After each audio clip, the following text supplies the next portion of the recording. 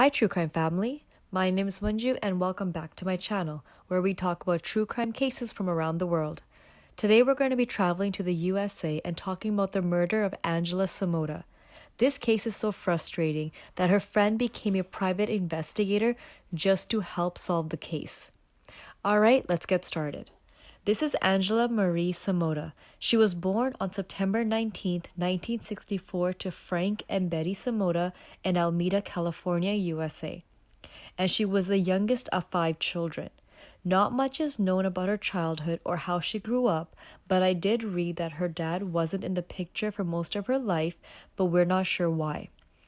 After graduating high school, Angela got into Southern Methodist University in Dallas, Texas, also known as SMU, and was studying computer science, electrical engineering, and was part of the Zeta Tau Alpha sorority. Her friends described her as a triple threat. She was cute, had a great personality, and was very smart. She was passionate about engineering and already had a job lined up after graduating university in a male-dominant career. It was said that she could light up a room with her smile, and even though she took her education seriously, she loved to joke around and have fun. One Friday evening, Angela had plans to go to the Texas State Fair and nightclub with her 2 friends, a male friend named Russell and a female friend who we don't know the name of. She did invite her boyfriend Ben, but he did say no because he had to get up early for work the next day. So instead, Angela went with her friends. Angela drove her 2 friends to the Texas State Fair, and after they went to a nightclub called the Studebaker. And then after some time, Angela called her boyfriend to see if he could come because he had an exclusive membership to the Rio room. So they were hoping Ben could get them into the club, but he refused. Now, Ben claimed that even though he didn't go to the Rio room, he called the club to get her and her friends in. However, an employee of that club said that Ben never called, and instead he let Angela and her friends in because he recognized Angela from work. Once they were done for the night, it was around 1 a.m., and Angela first dropped Russell off to his apartment, which was about a 5-minute walk to Angela's apartment, and then she dropped off her female friend. After that, she went to Ben's apartment to say goodnight, and then went back to her own apartment. Normally, Angela would not have been home alone, but that weekend, her roommate Sheila went home to visit her family. Sometime later, Ben received a frantic phone call from Angela, and the phone disconnected, which made Ben worry. Now, some articles say that Ben didn't speak to Angela, that when he did pick up the phone call, she didn't answer back and she just hung up the phone. But some say he allegedly did have a conversation with her, and she sounded nervous and uncomfortable. These articles said that there was some background noise when Ben picked up the phone, and he asked her what was happening, if she's okay, and she told Ben to talk to her. And she mentioned that there was a man in her apartment who wanted to use her bathroom and phone. She asked Ben if the nearby convenience store had a payphone, and Ben replied, yeah, it should. Angela did tell the man the bathroom was down the hall, but Ben could not hear the man and what he said. She then told the man that the nearby convenience store should have a payphone and he should go there and use it. And once again, Ben said that he couldn't hear the man's voice. After a few moments, she then told Ben to hang up and that she will call him back right away. Now, Ben was getting nervous, time was passing by, and he began to worry because Angela didn't call him back, and she wasn't the type to not call him right away. Ben then got into a car and decided to check on her. Ben did have a cell phone at that time and decided to call her throughout the car ride, but was unable to reach her. This was a long time ago, and it was around 1984 that this was all happening. So the US did have their first generation of cell phones released in 1983, And Ben used to work in a construction company and he had a car phone because of his job. Once he reached her apartment, he noticed that her car was parked in her parking spot, so he ran up to her apartment on the second floor. He tried to open the door, but it was locked. He banged on it, but no one opened the door. So he ran to the back door. He tried to open the door and it noticed it was locked as well. He tried calling her again and she didn't pick up, but he could hear the phone ringing inside the apartment. At this moment, he decided to call the police. Now, officers Ken and Janice were the first to arrive at the scene. Ben told the officers everything that happened to that point. Officer Ken then went up to Angela's door and knocked. After receiving no response, he told Officer Janice to go grab the key from the property manager. They used the key to gain access to the apartment and told Ben to stay at the front door. Officer Ken mentioned that as soon as he entered the apartment, he knew something was weird. He saw that one black pump randomly by itself on the carpet. And when he saw that one pump, he knew something was off. Officer Janice searched the kitchen and Officer Ken started searching the bedrooms. And he found Angela's body in the second bedroom. Now, Angela's body was lying face up. She was naked and covered in blood. Her eyes were open and the lower half of her body was dangling off the edge of the bed. He could easily recall the scene of the crime because of how gruesome it was. He said it looked like the result of evil preying on the innocent. Officer Ken continued his search throughout the apartment and found blood stains on the light switch, shower curtains, and blood in the bathtub as well. Officer Ken reported that it looked like someone was trying to wash off the blood from themselves. Once Officer Ken was sure that the murderer was gone, he called for Officer Janice and told her he found the body and immediately called the ambulance. When Officer Janice saw the body, she said that she saw someone angelic and someone she could relate to. She still remembers those bright blue eyes. Officer Janice also testified that her chest was stabbed so much that it looked like her heart had been cut out of her body. Both Officer Ken and Officer Janice went and told Ben, who was waiting at the front door, that they had found Angela's body. Ben tried to go to Angela, but the officers stopped him. Both officers said that he seemed quiet and cooperative. Homicide detectives of the Dallas Police Department arrived at the scene. They noticed there was no signs of a break-in, that the back door had been deadbolted, and the front door as well. Investigators noticed a knife was missing from the knife set, and the murder weapon was never found. Investigators found Angela's phone on the kitchen counter, and it appeared to be wiped clean. Detective Sparks noticed a scuff mark on the carpet next to the pump, and investigators did find the other black pump in the bedroom, with a pile of clothes near the bed, and there were no rips to the clothing. Police found several of her fingerprints throughout the home, which was obvious. However, there was a palm print found on the toilet lid, which was next to her bedroom. This palm print was never identified.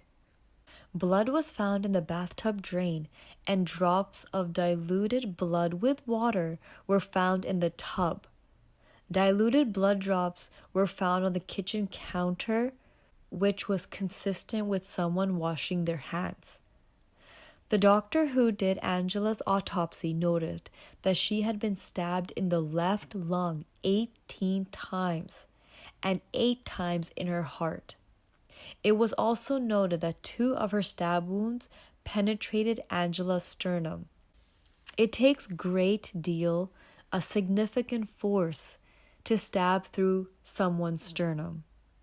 The doctor also believed the murder weapon was consistent with a knife around 2 to 4 inches in length.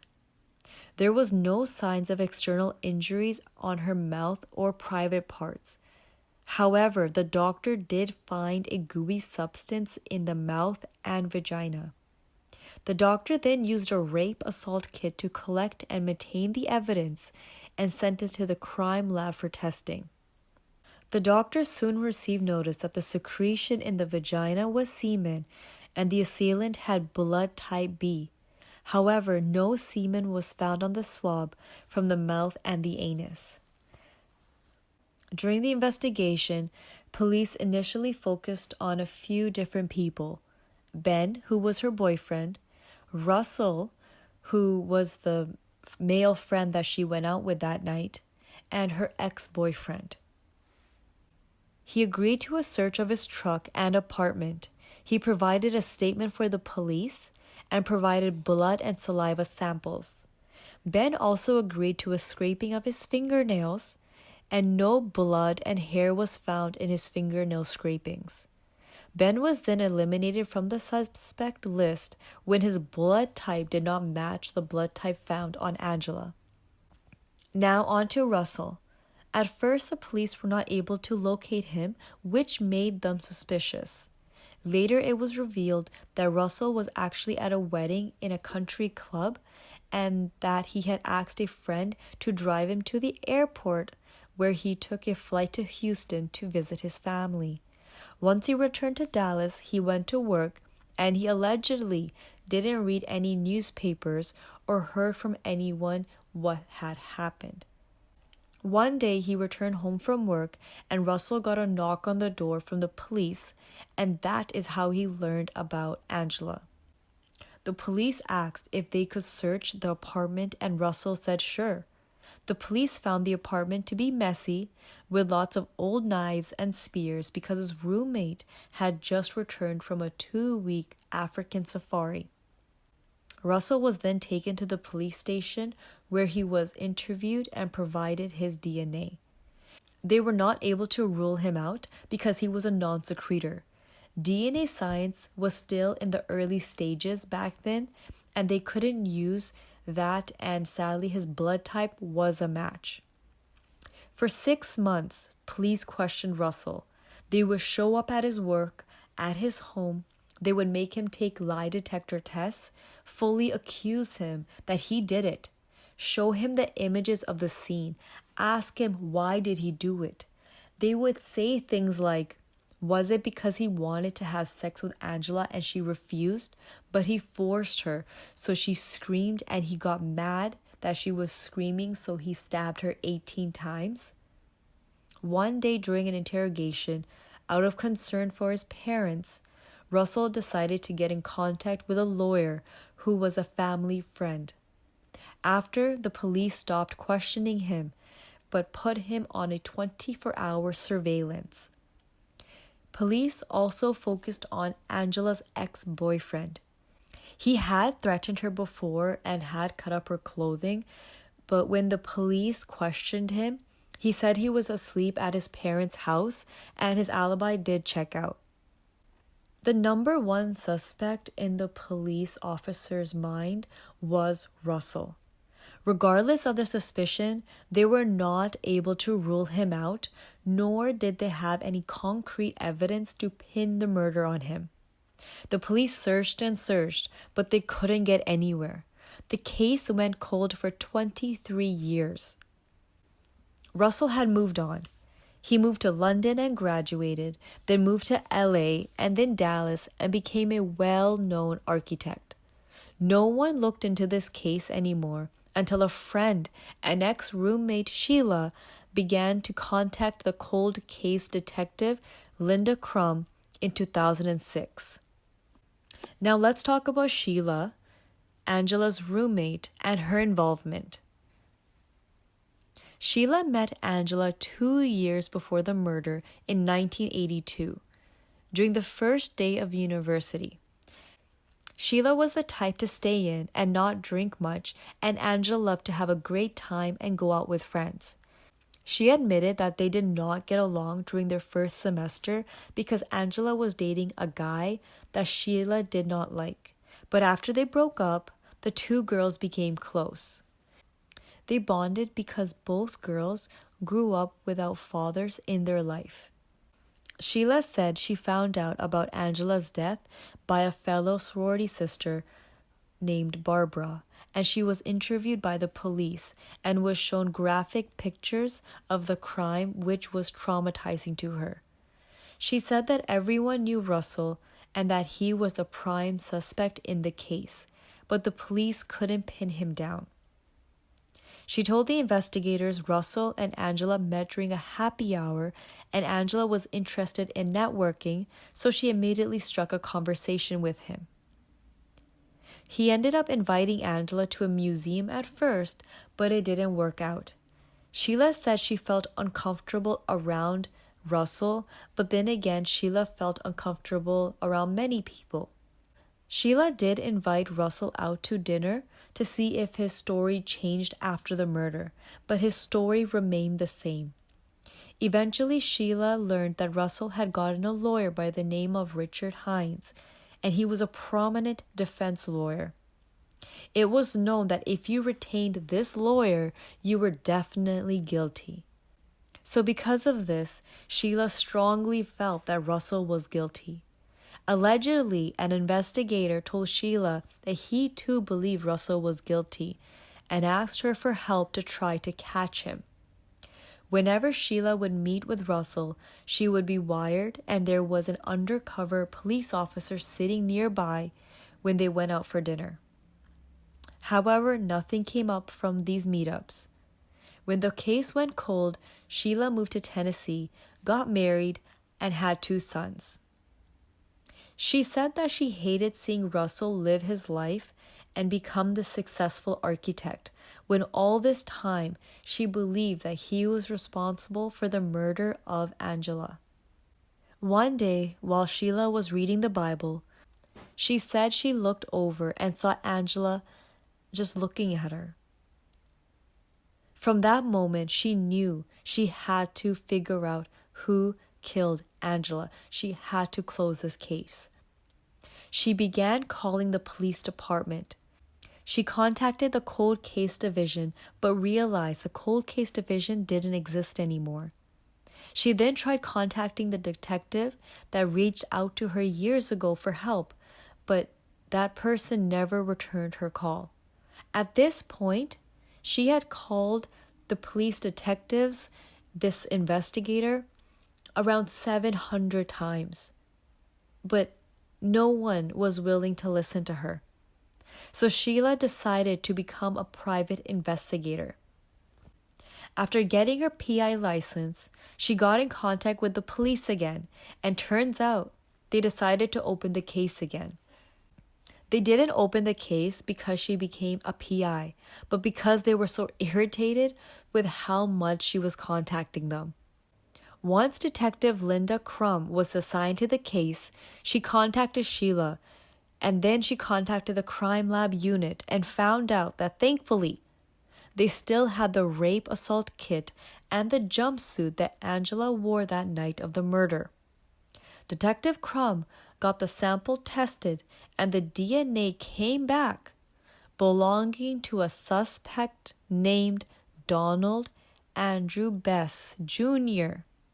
He was approximately 36 years old at the time of Angela's murder, and he was 6 foot tall and weighed around 200 to 260 pounds. He was convicted in 1978 for committing aggravated sexual assault and aggravated kidnapping, and he was sentenced to 25 years. He was released on parole in 1984, and on April 15, 2008, Detective Crum learned that Donald was serving a life sentence at the Institutional Division, Texas Department of Criminal Justice because he committed 3 sexual assaults in 1985. Detective Crum then obtained a warrant for Donald's buccal swab, and she had it tested and compared to the DNA found on Angela's sexual assault kit. While Detective Crum was waiting for the results, she went to go visit Donald. She interviewed him for an hour, and she described his demeanor as arrogant and just kind of laid back. However, his attitude changed once she told him the date of Angela's murder. He said he received parole in March 1984, and there was around 2 to 4 times where he went out to bars and hooked up with women in the Oak Lane area. Donald claimed he never hurt anyone and was never violent with his hookups. After learning about this interview, Sheila said she called him the Beast. He was a serial rapist out on parole when Angela was raped and murdered. She said when the detective called her to tell her that Donald was the murderer and not Russell, she felt like her whole world turned upside down. Sheila said, "For 23 years, in my mind, Russell Buchanan was the murderer, and in one split second, everything I thought I knew was no longer correct. I had made it my life goal to get this man behind bars, and suddenly I felt so guilty." May 2028, the police learned that his DNA, Donald's DNA, was a match with the DNA from Angela's rape kit, and capital murder charges were filed against Donald.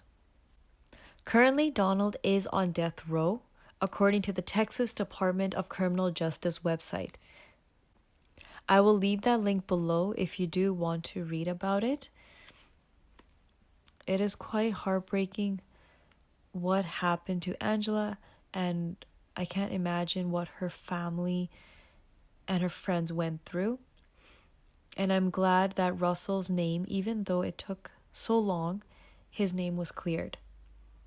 Now, thank you for watching and listening, and until my next case, bye.